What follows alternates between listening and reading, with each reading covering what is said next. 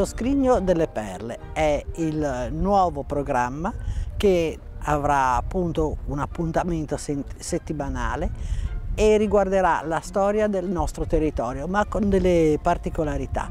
Saranno non soltanto, o perlomeno non saranno interviste, ma immagini, documentari legati alla nostra storia e alla nostra vita passata e presente in diverse zone del nostro territorio, nel Levante ligure e non solo.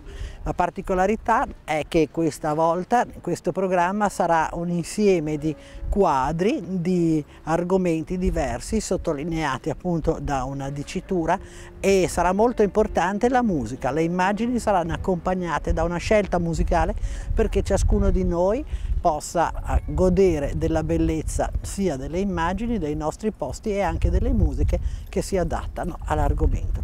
Cominceremo con la Basilica di San Salvatore dei Fieschi per spaziare poi di settimana in settimana su tutto il nostro territorio.